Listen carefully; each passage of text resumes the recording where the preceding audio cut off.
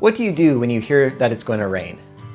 It's been raining the past few days here in Philadelphia, and one of my part-time jobs here is to deliver firewood. And when we hear that it's going to rain, we know we have to get things ready to put tarps over any wood that's outside and cancel any incoming shipments because our staging area is open to the elements. But the weather forecast isn't always accurate. We can't guarantee the future. There's an element of faith, which is rather a ham-fisted segue into today's passage, Hebrews 11, verse 7. This passage tells us about Noah and his faithful preparation for the rain. Now, I'm going to assume you know a bit about Noah, but if you don't, you can go ahead and read Genesis chapters 6 through 9. But for now, let me read for us what Hebrews 11, verse 7 says. By faith Noah, when warned about things not yet seen, in holy fear built an ark to save his family.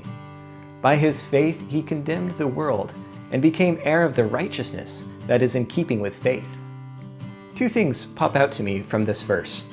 First, Noah acted in holy fear.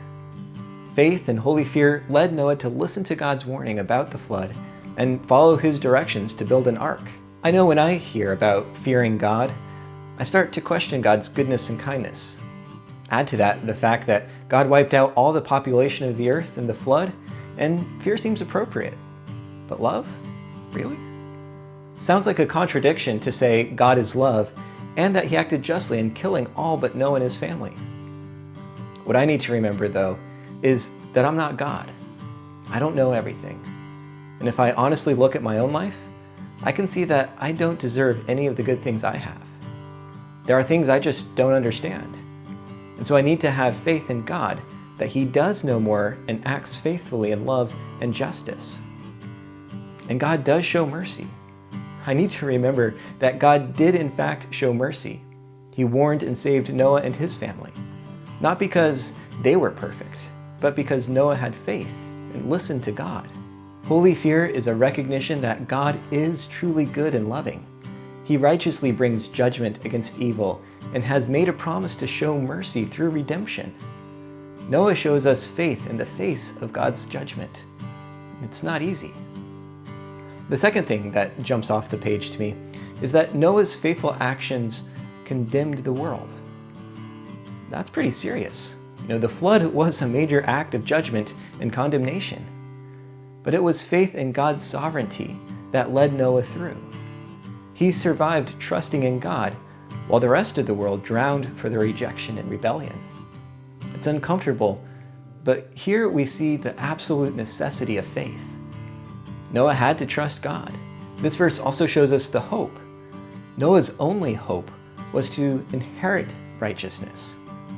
Noah wasn't himself righteous. Instead, we again see the promise of God to send someone who would be completely righteous, and then to stand as a substitute for all humanity. And Noah received that righteousness as an heir, as a gift. Usually children are the ones who inherit something. And Hebrews 11 verse 7 shows us that God saw Noah's faith and gave him the rights of a son, an inheritance he did not earn. We too have that hope. By faith, we trust that God will give us righteousness, a righteousness that is not our own. We don't become righteous and then grow in faith. And we need to step out in faith and trust that God will give us righteousness, that God will rescue us. That longing and hoping for God's righteousness to bring us through judgment is what Advent is all about. We share in that longing as we see how God has kept this promise in Jesus. What will that look like for you this Advent season? As you've been talking to God, have you felt that something in your life needs to change? Have you felt that you need to do something or say something about your faith? Keep praying about it, and also take steps to live out what God calls you to do. It's scary. I know I don't find it easy myself, but don't let your faith go without action this Advent season.